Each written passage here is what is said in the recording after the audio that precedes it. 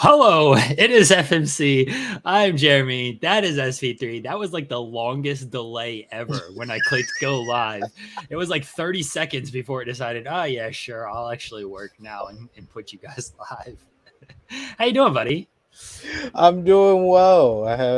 I had a cool weekend with the family, spent some time, did some work, got everything done. I didn't have as cool as a weekend as you did, but as we talked about before we went live here. But yeah, it's been a cool weekend, but it's not cool at all here in the UK. Apparently, I'm here while there's a freaking heat wave going on, but I'm from New York, so I'm used to this hot weather around the summertime. So it hasn't been that big of a deal for me, but my missus has been complaining. My daughter woke us up at 8 a.m. because she felt like going to the park in a heat wave. Yes, my daughter picked up one of her shovel spades and put on some Elton John sunglasses and decided that she didn't even want to go to the park with one of us. Like literally, I brought her downstairs and she's like, "Where mama going?" And I was like, "Okay, you want your mom to take you to the park?" Then she got in front of the building and was like, "Where dad gone?" And my wife had to hit me up, be like, "Oh, she wants both of us to go." I was like, "Okay, all right, I'll wake up. I'll get the crust out of my eyes." So, been an interesting day so far. You gotta, we were talking off air. You gotta go to the pool today, SV3. It seems way too hot not to be able to go to the pool out there. Said it's 93 or something out there. Like, jump in the pool, take a nice dip, cool off a little bit. I think that's what I'm gonna do. Like I said, like I told you before we went live here, my missus was talking about making a pool for my daughter on the terrace, and I'm gonna sneak my fat ass in there as well because we're in the countryside, so there's not that many pools or beaches near us. We're thinking about doing a beach day on Friday, so I have to try to finagle my schedule to make sure I have Friday clear to go. I don't know what the weather is going to be like this week. I would like to go to the pool at some point this week or get some type of swim. Last time we went to the pool, I was not able to swim because I just got my leg cut on, and that wouldn't have been good. But yeah, I miss going to the pool. I mentioned my weekend. I went to a park as well. You know they still have merry-go-rounds, so I got roped into like pushing the kids on the merry-go-round, like the big merry-go-round where you can fit like 10 kids and stuff on there. So I got roped into that, and I'm out here like trying to just push this thing around. I'm getting so dizzy. I was in flip-flops too. About lost my shoes every single time.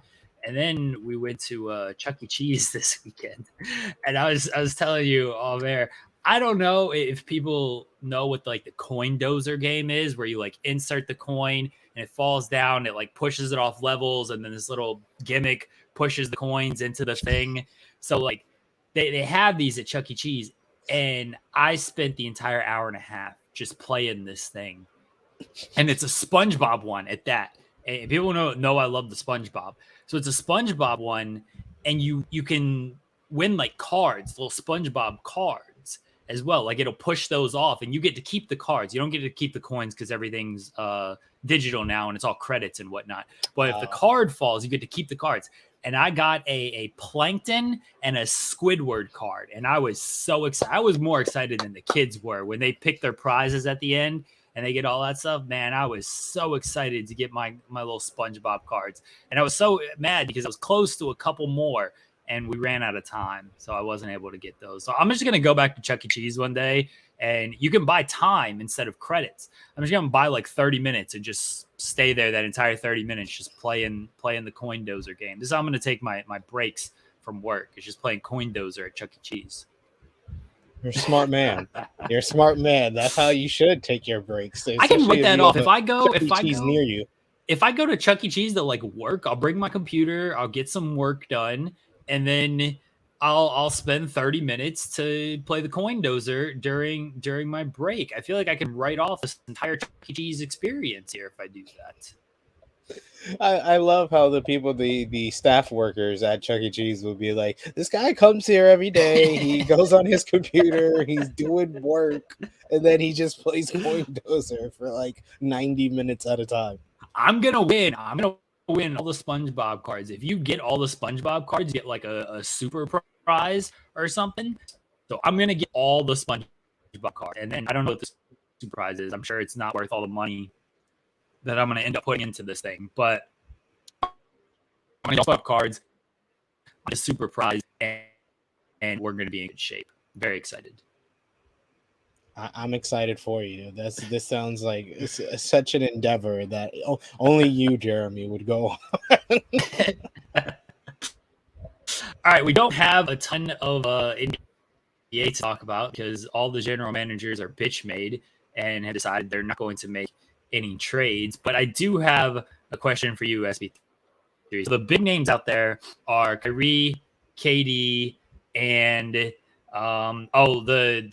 fiance is messaging me and said, I'm failing to report how I've costed all the children for their token cards every time they tried to play. Yes. So here's the thing with these cards is, as I said, you can buy time. So you're not buying credits.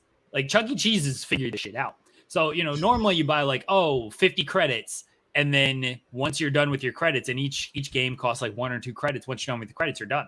Chuck E. Cheese, you can buy time. So we bought 90 minutes. So you can play you can play as much as you want for 90 minutes. So they have unlimited credits. They can use these cards as much as they want. So every time they came running by, I'm like, here, give me your card. Come here, come swipe your card so I can play my coin dozer game. So every time they came by, I got to use it. Some of the kids were they were happy to help out and everything. The other ones were what are you doing? I think they thought I was using their credits too. They're you're going to use all my credits. No, it's unlimited. You're fine. Just swipe it and go on. Go on your little. Go play whatever you want to play. Just let me play my coin dozer. Okay. So yeah, I was taking the kids and trying to use their cards. I said I'll just buy my own. I'll buy my own little 30-minute card, but why spend that when I can just get them to swipe every time they come by? The oldest one, very happy. Yeah. The oldest one, very happy to help out. When we were leaving and the cards, there was a couple SpongeBob cards still on the edge. He's we should go back there and we should take a stick and put it up there and knock it down and everything. He was willing to do whatever it took to help me out to try to get these extra cards before we had to leave. I was no, it's fine. So yeah, we're gonna go back and we're gonna get all the SpongeBob cards. She wanted to make it clear that I was, taking the children and holding them to use all their credit. But it's unlimited credits. It's a great deal. Chuck E. Cheese, they got this shit figured out, man. Hey, the catchphrase is correct. Where a kid can be a kid, and where Jeremy can be a kid as well. I'm similar to that at any of those Chuck E. Cheese or arcade places with the super shot with the basketball one. I just play that all day. I try to beat the score and stuff. Whatever the high score is on it, I try to beat it. So yeah, that's my jam whenever I go to one of those Chuck E. Cheese places. So they got obviously the big basketball hoop, the real one for the adults and stuff. But then they got the little kid basketball hoop that's 2 inches in front of you. You can just dunk it every single time. That's the one I'm on. Yes, I played that one, and the high score was 60 on there, and I got 76, and so I beat the high score on there. And I told the fiance, I was playing the basketball game. And she's wait, the little one? And I was yeah. And I was I set the high score. I was you see the 76? That's mine. She's I hope you're proud of yourself that you set the high score on these kids and you've ruined it for these kids now who are not going to be able to beat this score. I was well, I am. I got the high score. I do feel good about this. Why am I not supposed to feel good? Am I not supposed to feel good about this? I feel excellent about it. I appreciate the fact that we can find common ground on this. Yes. We both don't mind setting the high score on kids. No, games. absolutely not. Absolutely not. See, the kids don't care because I use their cards and they get all the tickets. I said the high score and the tickets go on their cards and stuff. So they should want me to use their cards. I'm getting them all these tickets so they can buy their cool prizes that they'll forget about in a week, if that's. I'm going back to Chuck E. Cheese this weekend. I'm spending all my weekends at Chuck E. Cheese playing coin dozer. That's all I'm doing. This sounds like a blast. I was gonna be so mad. My missus was thinking about taking my kids to this ball pit place on Saturday when I'm doing True Hill Heat, and I was no, but I want to go. I want to go to the ball pit. Like, I want to jump into the, that used to be one of my funnest experiences as a kid, is jumping into the ball pit and stuff. So I was like, no, I want to go when I'm free and I'm able to go with them. So yeah, we're gonna go there before we leave the UK. When the kids are back in school and I got like free time and stuff, I'm doing it. I'm going to Chuck E. Cheese every single day and just writing it all off. Get Jimmy Van to expense it. Be fine. Be in good shape. Do shows from Chuck E. Cheese. You got the singing animatrons in the background every single week. They'll be like, why are you at Chuck E. Cheese again? I'm gonna put on some type of list or something. I'm gonna be at Chuck E. Cheese so much just playing Coin Dozer. They're gonna put you on the ban list. Yeah, it's not gonna be good actually. I just want to play Coin Dozer, guys. That's it. I just want all the SpongeBob cards. Leave me be to play Coin Dozer, please. Yeah, fiance just says when they're at school and I'm at work, that's where I'm gonna find you. Yep. They're gonna message me like, "What are you up to?" I'm good. I'm at Chuck E. Cheese. That's where I'm at. I'm just at Coin Dozer doing my thing here. I'll see you when you get home, baby. I'll make sure I'm home. I'm there when the kids need to get off the bus. I'll be there. Don't worry. One day I'm gonna miss the kids getting off the bus, and like you just play. You cannot. You got to be there when they get off the bus. Like you can't be stuck at the Coin Dozer while they're getting off the bus. He's like priorities though. Priorities. These SpongeBob cards, baby. I gotta have them. I gotta catch them all. Yeah, I gotta get all the SpongeBob cards. Love it. That's gonna be the next headline for FMC. Jeremy has won all the SpongeBob cards. Oh man, I'll show them off next week. Next week, because they're in my car right now. I'll show off my SpongeBob card. She's messaged, but I got the Gary card. It's fine. That's right. The oldest one's the Gary card. I try to get him the Gary card. Like it'll be good. Give him that, and he'll be okay. Hey, look, I got him all SpongeBob cards. It's good. It was like I'm spreading it out for the kids. This is for the kids. This ain't for me. Oh man, I'm gonna blow all my everybody. If you're getting us wedding gift, just get us Chuck E. Cheese token cards, unlimited time on my Chuck E. Cheese card, so I can get all SpongeBob cards. He needs all these 90-minute cards, ladies and gentlemen. No, you can get up to 2 hours. You do 120, that's fantastic. Yeah, you can get up to 2 hours. That's what he really wants. That's a real gift. Give him the 2-hour cards, y'all. Somebody just buy me like 1 2-hour card. Just let me have like a free weekend. Just go there for 2 hours and just play Coin Dozer for 2 straight hours. I'll be good. That's all I want for my wedding. That's it. All right, just get me a 2-hour unlimited play Chuck E. Cheese card. You can get her whatever she wants. That's all I want. 2-hour Chuck E. Cheese card.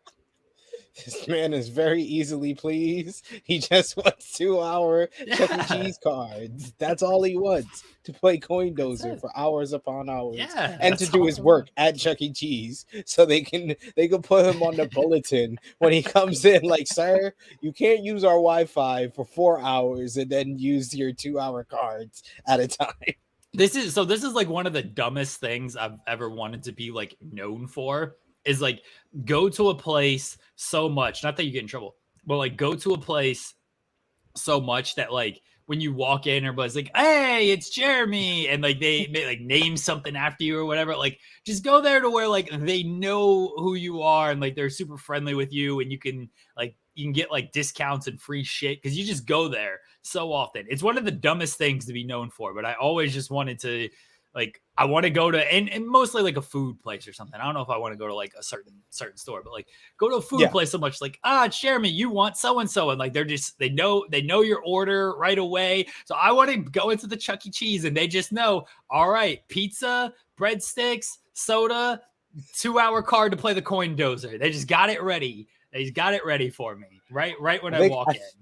I'm trying to think because there's a few food places that I was like the people there would know me, but like one particular person, I know Kennedy Fried Chicken in my hood. They used to know me. Like he used to be like 2 center breasts. Yeah, you want those 2 center breasts? All right. I was like, yep. I'm here for that $3 2 center breast deal. Yep, that's me. But I have had that experience of being known for your order. They just know what you're It's gonna order as soon as you come in. it's one of the dumbest things to want to be known for, but it's something that it's fun to me. The fiance says they'll name time allotment cards after you: half hour, 1 hour, 2 hours, and the Jeremy. Yeah, just 5 hours. Just play it. Just give me the 5 hour card so I can play the coin dozer the entire time. That's it. I'll write articles while playing the coin dozer. It'd be fine. Knock out articles pretty quickly. Press the button on the coin dozer. Be good. Keep it moving. All right. We have a shorter show today because I have some personal stuff to take care of a little bit later on. But real quickly on the basketball front, DeAndre Ayton did re-sign with the Suns after the offer sheet from the Pacers. I feel like that takes him out of the Kevin Durant running for the time being. We shall, because he has to approve any trade until I think January 15th. So that's gonna be a complicated sort of situation. But I do want to get your thoughts very quickly. Start of the season, where do you think Kyrie, Durant, and Donovan Mitchell start the season at? Those three. Where do you think they end up? At this point, because we are now a week on, where last week I was very firm in believing that Kyrie would be a Los Angeles Laker. At least by now, I thought there would be any type of like update that would at least lead us to assume that he's going to be there. But by all accounts, it seems like both Kyrie and KD are going to be Brooklyn Nets at the start of the season. That's what it looks like, because their asking price and whatever the Lakers is willing to give up, even though I think we should be willing to give up a little bit more. Just saying, get us Kyrie, please. And it seems like Russ is completely done with the Lakers after Darvin Ham put his neck on the line. Darvin Ham's been saying nothing but good things about him, but of course Russ is not going to is going to blame everyone but Russ, and he's blaming the Lakers, and so doesn't look good on that front. But I think like Kyrie and KD are going to be with the Nets. As far as Donovan Mitchell, that one's a little bit more interesting, but I'm leaning towards the Utah Jazz, him still being there, because I just don't see any likely suitors that are coming out of the woodwork that seem like the leaders. Like last week, like I said, Kyrie, it looked like the Lakers were the leader to try to pull off the trade to get him over there. But the more days go by, it seems like that's pushing to the side. And with Donovan Mitchell, we've heard the Knicks, we've heard the Miami Heat. Either of those two seem to be coming out in the woodwork to kind of make that deal possible. So I think everybody's going to stay pat. I think that, real quickly, the statement his agent put out when they split, that's messy. That's very messy, because that's been his agent his entire pro career, and seemingly a friend. Like, you've obviously worked with this man for a long time. You've gotten close with this man. To put out that kind of statement and just, instead of just being like, hey, we've decided to go other ways, we see different things for his future, that's it. Like, when he was like, I think it's best to do this, Russ thinks it's best to do this, like, he threw that man under the bus. I actually felt bad for Russ in that statement, because I don't know what Russ wants. Based on that statement, it sounds like Russ just wants out, and he just, however you can get him out, that's what he wants, while his agent is like, hey, stick with the Lakers, try to make it work. He seems kind of done. I don't know if I can even necessarily blame him. The new coach Ham is trying to like repair things and say all the right things, but Russ seems pretty checked out on this thing, and they got to find a way to get off of Russ's contract, get off of him as a player. And I don't know if it's Kyrie. It seems like they might have to give up a little bit more than like a draft pick based on what Brooklyn is looking for. I actually do think that the Brooklyn duo stays. I think that the asking price might be a little high right now. I think that maybe once the season starts and teams kind of see where they're at and see what their expectations are and see what they can do, maybe it changes then, and maybe Brooklyn comes down on it, especially if Kyrie and KD aren't like gelling and it's just not working out. I think they stay to start the season. I think Mitchell ends up with the Knicks. I think they make the offer and they trade him, because if you're Utah, you have no reason to try to keep him. You want to move him as quick as possible. You want to try to tank as quick as possible. And I think the Knicks end up making a good enough offer to where Utah's like, yeah, sure, we'll take all your draft picks. We'll take whoever. I don't know if they get, I would want RJ Barrett. but I don't know if the Knicks give up RJ Barrett. You're probably going to have to give up Julius Randle. And then you just hope Randle rehabs his value enough to where you trade him at the trade deadline and get some more picks for him. Basically, take the OKC approach. Just take guys that you can get, rehab them, get more, flip them, and get more picks. That's kind of the way to do it. And I think that's what the Jazz end up doing with Mitchell. I think he goes to the Knicks though. I just don't see the Knicks. I'm sorry. I've lived in New York my entire life. I don't see. I the only way I can see the Knicks doing it is if they trade RJ Barrett, which I think is an oversell on their part. That's giving up too much to get Donovan Mitchell. That's the only way I could see them doing it. The only big trade that they've ever been able to pull off was Carmelo Anthony, when Carmelo Anthony was obviously going to go to the Knicks in free agency, and they overpaid for that, and it kind of ruined their season for the most part in the process. I think that they're going to do the same for Donovan Mitchell. That's the only way I could see them pulling it off, because it's the Knicks. The Knicks are born to fail. I know so many Knicks fans that have never seen a championship. This year makes 50 years since the last Knicks championship. My mom was a young lady. She was a young lady when the Knicks won a championship, and she always talks about it. Yes, the Knicks have a plan, JJ. Sure thing there. Sure, I believe that. But yeah. Sure, Jan. Sure, Jan. But yes, I only see the Knicks pulling that off if they oversell. Miami, I feel, has the better assets to get the deal done, and I feel like that would be a crucial one, because with the Boston Celtics getting, Malcolm Brogdon and them looking like the favorites in the East right now, Miami needs this type of deal to really get themselves either on the same level of the Boston Celtics or a little bit ahead of them. And if they can be able to keep Bam and Jimmy Butler and get Donovan Mitchell, they're the best team in the East. So they have the assets. I just think they have the assets as far as draft picks, as far as young players. Lowry, you can throw in there for a trade. I think they can pull it off. Lowry's got to be in there almost for money purposes at this point. Yeah. I think for Mitchell, you can keep Bam and obviously Butler. They're not trading Butler. For Durant, like if I'm Brooklyn, I'm asking for Bam. Like, absolutely. I want Bam and that deal. But for Mitchell, you can probably get away with some type of platter of like Hero, Robinson, another young guy, Lowry for money purposes, things like that. And even for Kyrie, if you want to go that route, you can get away with those guys. But for Durant, probably got to throw in Bam one way or another. I'd trade Hero and Robinson. Robinson couldn't even play in the playoffs like that. He couldn't play in the playoffs, and like that probably hurt his value a little bit. But yeah, I'd give up Tyler Hero and Duncan Robinson for Donovan Mitchell. I'd do it for Kyrie Irving as well, and obviously for Kevin Durant.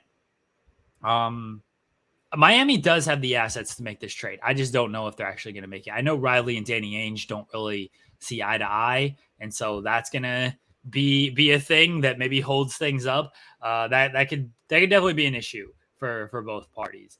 And that's why I think Mitchell kind of ends up with the Knicks as well. I think they end up making the trade. Mitchell wants to go there. The Knicks feel like they're ready to make some type of splash. That's why they spent a bunch of money on Jalen Brunson, which is going to be a risk. At least now if you have Donovan Mitchell, it helps the Brunson deal look a little bit better. It's like, all right, yeah, you roll out RJ Barrett, Donovan Mitchell, Jalen Brunson. Your defense is going to be terrible, but you'll score some points. You'll get some points. Yeah, they would be a solid playoff team, but I love when Knicks fans try to make that Jalen Brunson deal sound good. I was like, you spent all that money for a third tier point guard. Like people try to tell me, oh no, he's like second tier. He's never been in an all-star game, so he's not even second tier. He's a third tier point guard. He's a reliable starter for the Knicks. He had a good playoff series against the Utah Jazz. He played good throughout the playoffs, don't get me wrong, and maybe you're getting him on the way up. but we don't know. That's a small sample size of what he had to offer, and what we know from his entire career is that he's a third tier point guard. But now he's getting paid. He's in the top 15. He's in the top 15 most paid point guards in the NBA, and I can surely name about 20 point guards in the NBA better than him.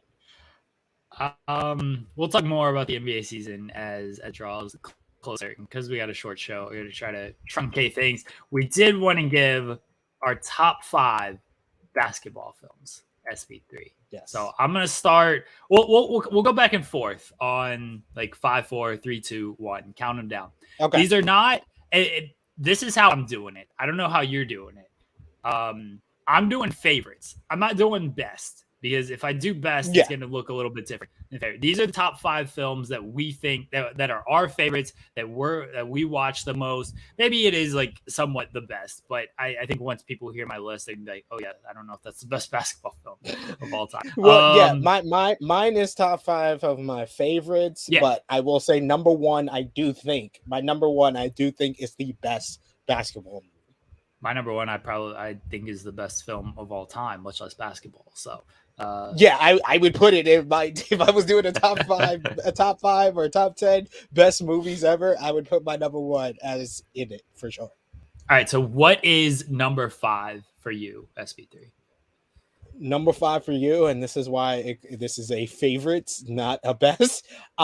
Space Jam. It's Space Jam, y'all. Like I love me some Space Jam. That was like one of the very first basketball movies that I remember as a kid. I watched it so many different times. I had to watch it again after I watched Space Jam 2 to wipe the bad taste out of my mouth. So Space Jam, number 5. That's why Jordan will always have over LeBron is he actually made a good Space Jam film. And LeBron, much like the rest of his legacy, is just trying to chase Jordan, and he fell short. Space Jam is a microcosm of their on-court basketball career as well. This is true. My number 5, and people might be surprised that this is actually like number 5, is He Got Game, which is like actually by all accounts a tremendous film. Like it's a good film. Spike Lee, Denzel Washington, Ray Allen as Jesus Shuttlesworth, the one-on-one game at the end between them. Greatest name for a basketball player in a movie ever. It is. It's a great, it's objectively a great film. There's nothing wrong with it. As far as like favorites though, it's number 5 for me. Like that's just where it comes in. Number 5. Now people are they're gonna be all over my list when I name these films. All right, what's number 4 for you? Number 4, I gotta go with Coach Carter. Coach Carter, because it has one of the greatest endings to a movie ever with Twister. It does. Yes, I am wonderful today. Oh my God, I love that ending, and I love when different parody social media accounts will put it for teams that lost. Like the Nets one that they did after the Nets got swept to the Boston Celtics is one of the greatest things I've ever seen on social media. But yeah, it's a lot of character work. Samuel L. Jackson as Coach Carter was tremendous. You had my homie from that played his son in the movie that was from My Cousin Skeeter. He was great. You had Spanish from Old School in the movie. Like I know these people in the movie from other things they've done. You had my dude from Onyx who played the homie from Moesha. They used to always call Moesha Shorty. He was in the movie too.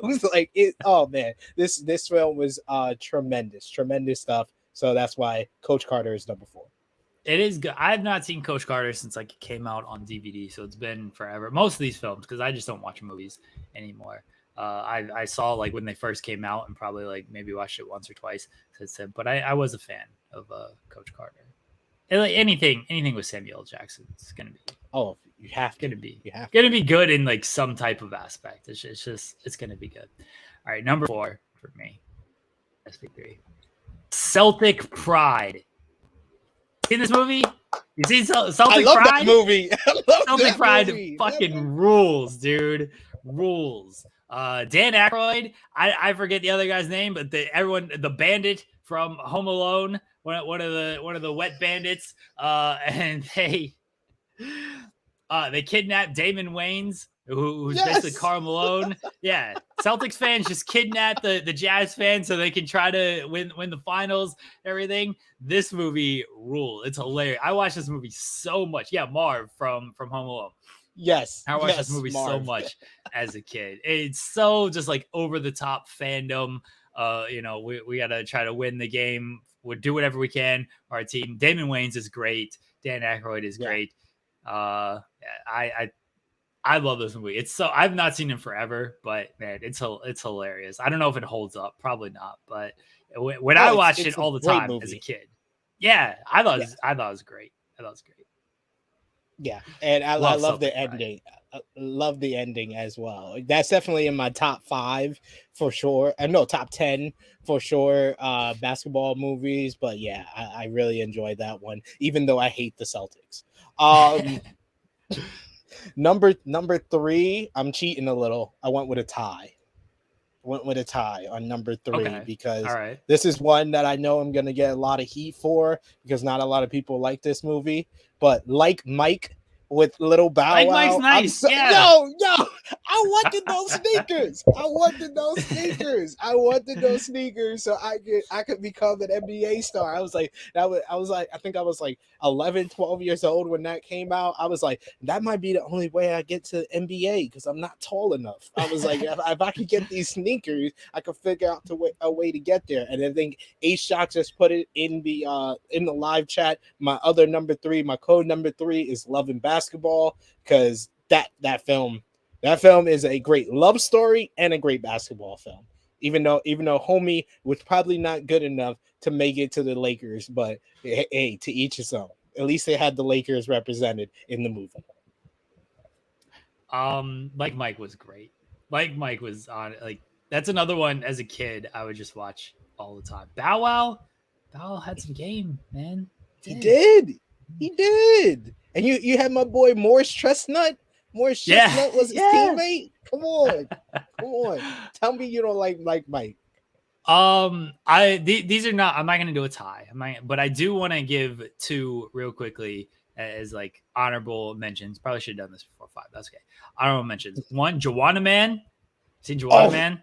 And that has the best theme song to a basketball film ever. Fat Joe, what's love? Yeah. got to do with it, babe. Oh my god, that was great. I'm terrible with names, but the dude who does the voice for the Proud Family, who's after Tommy Davidson. Yes, Tommy Davidson. He's hilarious in that film. He's hilarious. That one, and then Eddie with Whoopi Goldberg, where she becomes the coach of the Knicks. That movie's great. That was like a sort of a basketball version of Little Big League in a way. Yeah. Where a fan becomes the coach or the owner of the team. Yeah, that's great. That was good. Taking charge. With the George Mirasan looking dude taking charges. All right, my actual number 3 is basketball. Basketball from Matt Parker, Trey Stone, the creators of South Park. That movie's great. If you've not seen it, go watch it. If you like South Park, which we do on this show, then you've probably seen basketball and probably have laughed your ass off at that film. It's been a while since I've seen it. I should probably rewatch it. Yeah, but basketball is great. It's basketball, baseball combined, new game. Can't believe it didn't actually catch on. Can't believe they didn't actually try to make this a real sport. They should. Like all these other sports that keep popping up, just try to make basketball a real sport. Why not? I mean, the creators of South Park should have enough money to just make it just buy a league, make it basketball, and drunk people around the world would enjoy it. I think they would just run with it. They definitely have the money to do it. But basketball is number 3 for me. Number 2 for me, gotta go with White Man Can't Jump. Classic film. The fact that Wesley Snipes' name is Sydney is amazing to me as a kid. I was like, oh shoot, someone got my name in a movie and it's Wesley Snipes. Oh man, that was just great classic moments. Like homie who's going, I'm gonna get my gun from my car.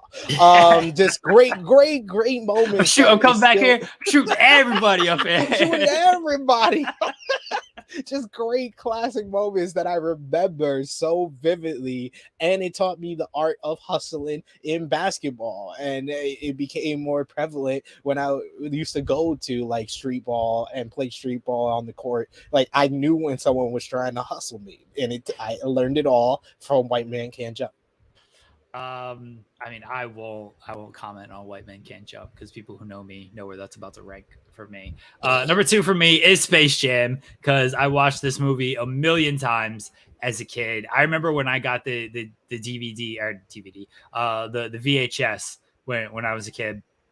I watched it like every day, sometimes twice a day for like a week or two, like just in a row. I would journal, and I would like start off every journal with like watch Space Jam today.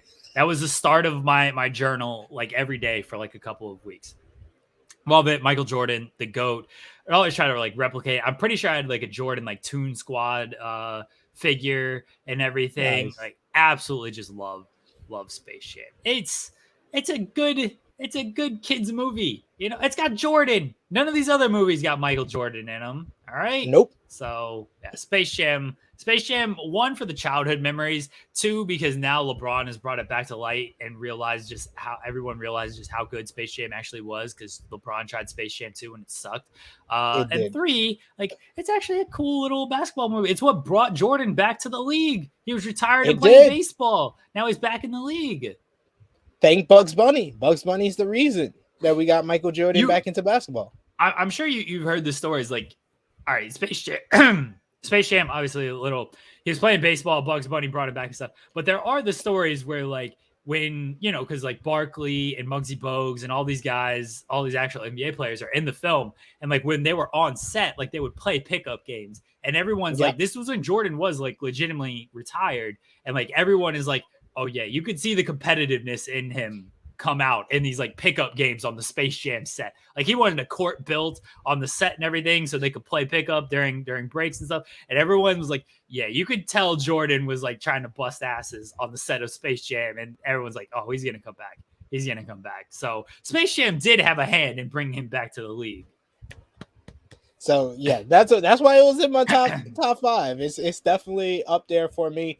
I got a few honorable mentions. Above the Rim for sure has to be in my honorable mentions. Great film. Dwayne Martin did his thing in that film. Basketball is in my honorable mentions as well. Very good one as well that I enjoy that one. Trying to think if there's any more. Sunset Park was the only other one that I had to put in my honorable mentions. Yeah, that was a good one as well. Now, number 1, you kind of took a lot of my thunder, but number 1, and like I said, I would put this in my top 10 favorite films or best films of all time. He Got Game. He Got Game because there is so many iconic moments. The cinematography, how it was shot, was just amazing. I never knew I would enjoy a movie that had Ray Allen as a lead actor, and Ray Allen wasn't even that great, but he played Jesus Shuttlesworth. I mean, that is the greatest name that I've ever heard in a film, period, let alone a basketball film. Denzel Washington as his father was tremendous in this role. I thought that he should have won his Oscar for this role before anything else. I remember when I was in high school, after it was like 6, 7 years old at that point. One of my friends gave me the DVD and I watched it like 10 times in a row and got something new from it every single time I watched it. Rosario Dawson as Lala. That is her most iconic role. I don't care what anybody says. I don't care whatever film you want to say she was in, that she was greater in. She's no better. There's no one better than her as Lala. That cheating girl Lala, breaking Jesus's heart, and Jesus breaking her heart by going to college and having 4-ways the college with blonde girls and everything. So yes, He Got Game. That is my GOAT basketball film. Fair, very fair. Yeah, I can't argue with He Got Game. It was number 5 for me. Number 1, again, if you know me, it's obvious what it's gonna be. White Men Can't Jump. One of my favorite films of all time. Our guest here in a second. She is backstage. She got me Funko Pops of Woody Harrelson and Wesley Snipes from He Got Game. So love that film, and one of my favorites of all time. Yeah, I can't say enough good things about it. The Jeopardy stuff as well on there. But the basketball portions are just great. Yes, The Art of Hustling, as you mentioned, SP3, with Woody Harrelson's character just coming up there, and there's a white guy, goofy looking white guy. Who's taking this guy? And then he comes on there, and he's the best player on the court. Yeah, I love that movie. I should watch it. I should rewatch it pretty soon. I don't know. Billy Holt. Billy Holt, baby. Yes. Billy Holt. I don't know if the fiance's seen it in a while, or I don't know if she's seen it, period. But if she hasn't, I should make her watch it. All right, Cher Delaware is here. Let me take the branding off. Cher Delaware is here. Hello, Cher. How are you? I'm doing good. I'm on a work training right now, so I have my work on this ear and you guys on this ear. One's a lot louder than the other, I'm sure. Me and SP3 are out here screaming, especially me. I'm very loud. Well, the work training is also like going over the basics of the company that I've worked at for 3 years, and I'm like, thanks. Yeah, the fiance has to go through all that stuff. She's like, I've watched this every year for like 5 straight years. Like, I know what they're going to say. Like, just let it play and then answer a couple questions at the end and then move on with your life. Yeah, so tedious, so dumb. All right, I was the only loser. Say it was hi. Rigged. Hi. Which one is that? That's Harlem. Okay. She's hot. It's hot today, so she's like she was just. Cool. I think she was making sandcastles on the terrace for now before we make the pool, and that's why you'll see her zombie hand coming out from the bed behind me. I was the only loser in the MTV Challenge All Stars season because it was rigged. I sent my case to the lawyers. They told me I didn't have a case. I'm in the process of finding new lawyers for this because the people I paid initially didn't get the job done. So I'm just going to spend more money until I find some lawyers who can get the job done. But until then, I will honor my slideshow presentation of why Cara and Paulie are actually great. All right? They are actually great. Legends. Here we go. Add to stream. Hopefully. Okay, there it goes. I was hoping this works. MTV Challenge Legends. Cara Marie and Paulie. Okay? Yeah, the Jennifer Lopez and Ben Affleck of the challenge right here. That's who they are. Accurate. Offended. Cara, 2 championships, 9 finals in 14 seasons, misspelled seasons, so that's okay. 5 straight finals, 1 chance versus pros. She has horses. Everyone loves horses. That's okay that what's her name? Oh, the Veronica, one of them to die. Amanda, I couldn't think of it. God, yes. Yeah, Amanda's like that rivalry always made me laugh anytime they got into arguments. It wasn't a rivalry at all. I like the last dash with nothing. Clearly, I hit enter and just forgot to put something, so I just said extra dash there. Like the slides, I'm gonna admit, aren't very good, but the words behind the slides are what matter. Okay, you should have put iconic rivalries. Her and Laurel, her and Amanda. Those are iconic rivalries. Kayla, yes, Kayla. She beat them all. They're not rivalries because she kept beating them. She kept beating them. She didn't beat Laurel. She beat Bananas. Yeah, that was an iconic rivalry. That was like the underdog overcoming the champ of champs. So she beat all of them. That's why she's the best. 9 finals in 14 seasons. It's actually pretty impressive, even though only 2 championships out of 9 finals isn't that great. But the 5 straight finals. Yeah, was 5 straight. Impressive. Yeah, she became one of those female goats of the challenge in that 5 final stretch. I mean, she kind of is the female goat, right? Like who else is there? I would go the only females that I would put ahead of her is Evelyn, who also has three championships. Evelyn won so many of like the team game stuff though. Like she was a different era when it came to that. It was stuff. A whole different show back then. Yeah. That's why I can't quite. But she won one of the toughest seasons ever for the first Rivals. Yeah, she did. Evelyn's a good shout. Like, if you want to make a case for Evelyn, I can maybe see it. I'm still going Cara, though. She is the GOAT. She's legitimately very good at this game. And legitimately like one of the top stars from this game. This other guy who was obviously great, Paulie, love him. Everyone loves Paulie. He's fantastic. He had 2 finals in 3 seasons, 20 daily wins. Most importantly, he made Brad question every life decision he's ever made. This is one of like an all-time challenge moment for me when after they lose the redemption season, which was totally stupid. They go back to the redemption house and whatever. That season was awful. But he's in the house with Brittany, and Brad is dating Brittany, and Paulie is like, she's talking to what's his name, like she's sleeping with him, like your girl's fucking somebody else. And Brad, the look on his face when he hears this information, just again, he questioned every single life decision he's ever made in that moment of like, what got me to this point where this lunatic he wasn't mad. He wasn't like trying to kill Paulie. He looked like this realization came over. Yes. This realization came over his face. Like, this man might be telling the truth. Like, he just questioned everything. It is one of the best moments. It's a great beard. It is one of the best moments in challenge history. Just the look on this man's face when Paulie gives this information. It was.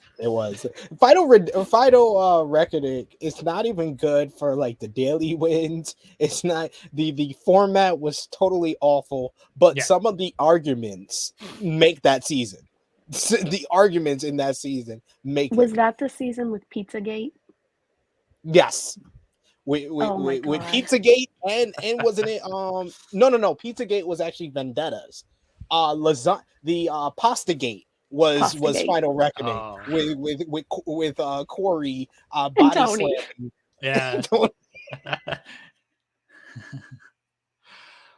So Paulie doesn't maybe have the wins and stuff, but he's got the Brad moment that we can never take away from him. That is a couch. Paulie and Cara have probably had sex there. The drama. They had a lot of cheating, a ton, and a lot of lying. More than cheating. They've had more lying than cheating. But to pull this all together, these shows, especially during their season, it became less about like challenges and victories, and it just became nothing but how much drama can we create out of this show. And Paulie and Cara, nobody did drama better than these two, whether they were cheating on the people they started off the show with, whether they were cheating on each other, whether they were yelling at each other or whatever, whether everybody else was commenting on their relationship. Like Bananas always had commentary on their relationship.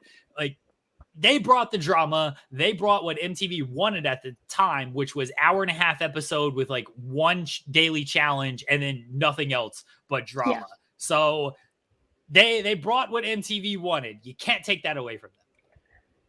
I mean, they had so much cheating that it was in People magazine about all Paulie's girlfriends. They did podcast, Cara and the one girl that he was with from whatever show, the Bachelorette girl or whatever. Like, they did podcasts together, and then Paulie went on the podcast after them. I remember, like, I was on Reddit every day looking up the drama that these two idiots were getting into. They brought all the drama. Bananas sent Cara like a gift basket. Yeah. And flowers, like he felt so bad for them. Like, they brought the drama. They brought it all together. And that's what MTV wanted. And that was back when Kyle was still a pirate. Kyle. Yeah. Cara was with Kyle. And then she was like, but then Paulie stole her. But then she tried to make Kyle jealous. Just a lot of nonsense. And Kyle was like, I don't care. Yeah. Kyle's like, well, I'm just going to sleep with somebody else. Who gives a shit? Yeah. He's like, I'm gonna sleep with 2 other girls in the same season. And then Cara was mad about that. She was mad about that as well. Yeah. They brought the drama. All right. You gotta, MTV loves the drama. Cara and Paulie, 100% brought the drama. That's why they are MTV and Challenge legends. That is a chair. They probably had sex there.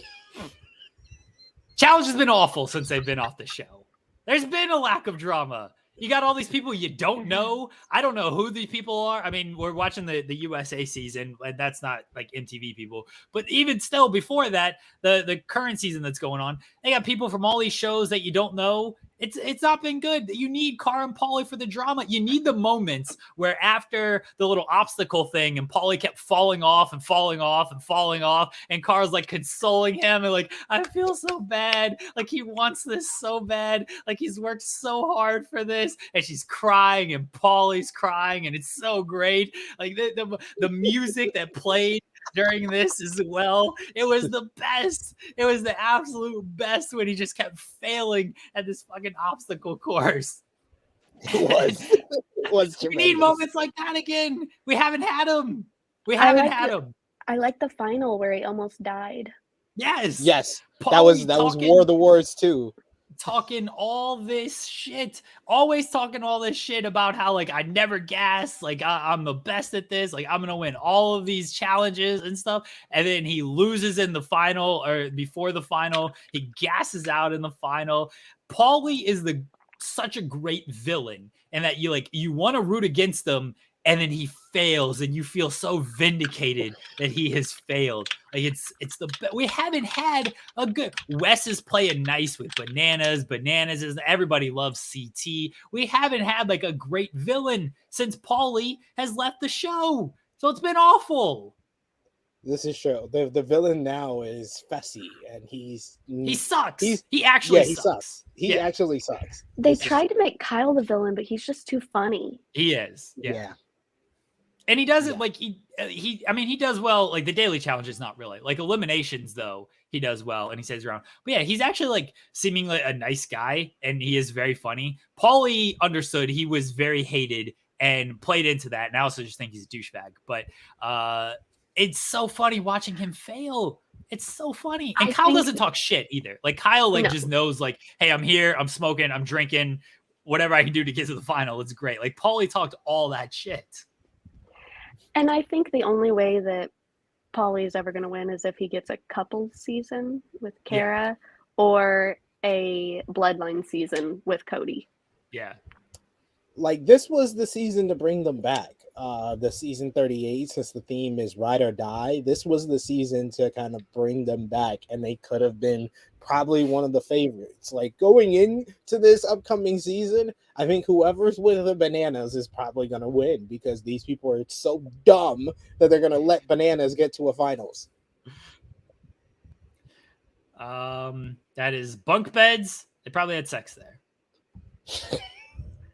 They found love and they're happy. You guys, you haters of love, like you hate on Sammy Guevara and Ty Conte, who have also found love and are happy. You guys are haters that they're in a nice open relationship. They talk about all their great sex, as I've pointed out on this show as well, of all the places they've had sex. For those who don't get it, by the way, I can't believe I'm going to have to explain this. There's the one season, I forgot what season it is, but like they go into the house together and they're like, there's a chair. We're going to have sex there. We're going to have sex there. We're going to have sex there. Well, that is the point of all these pictures of like, they probably had sex there. They're happy. They're in love. Why are you guys hating on love? They brought people together. They brought themselves together. We are not here to judge others' happiness and others' love, even if they got there by cheating and lying and more cheating and more lying and just being general assholes to each other. They're in love. Love rules. Yes. I agree. Sure. Look at that. Chadman celebrating 4 years with his girl yesterday. Congratulations to you. Congratulations to Paulie and Cara. They found love. They found love. Are they still together? I hope so. Otherwise, this presentation doesn't make as much sense. That's it. That's my presentation of why Cara and Paulie are the best ever. Cara is a great competitor. Paulie is a great villain. They brought the challenge and they brought happiness and they had a lot of sex. Mazel tov. Thumbs up for a lot of sex. Yeah, thumbs up to sex. You were very persuasive. Thank you. I thought so as well for a presentation that I threw together in 5 minutes. The challenge has sucked since they've been off. I will say that is true. It really has. That is true. All right, I gotta wrap up here. So I speaking of love, I have to go do wedding stuff. So yeah, we're getting there. We should be sending out invitations this week, honestly. So check your mailboxes in the next week or so. Yes. For someone that hates love as much as I do, I will bawl like a little bitch at your wedding. Same. I'm excited. I'm very excited. So I have to go. I have to wrap early because I have to do wedding stuff. Sherry, do you want to plug anything? Still have Jesse's GoFundMe up on my page. We just crossed $5,000. So our goal is 10,000. So check that out. That's about it. Hate my life. Oh, you're the best, Cher. You're the best. SB3, do you want to plug anything? Check me out at True Hill SP3. I will be having live tweeting during Love Island, and remember to lick a tit or whatever. So lick a tit, yeah, thumbs up for licking tits. Lick a tit or whatever. Like if I want to pop, if I want to pop my missus, I just tell her, "You want me to lick your tit or whatever," and she just starts laughing. She just starts laughing because of Love Island. Thank you, Love Island. Thanks to Cher. Thanks to SP3. We'll be back next week with new. We'll catch back up on Challenge USA if you guys have even watched it. I didn't watch this past week's episode, so I didn't have anything to talk about. Anyway, maybe something will happen in the NBA. We'll figure some stuff out. A lot of stuff coming to Fightful Overbooked this week. I don't actually know what it is. I'm just going to say it's a lot of stuff and hope people upload stuff, including myself. True Rewind returns on Fightful Overbooked. True Rewind. SP3 is back with 5 shows a week on Fightful Overbooked. Thank you guys. Thanks everybody for watching, listening. We'll talk to y'all next week. Bye. Enjoy your week, everyone.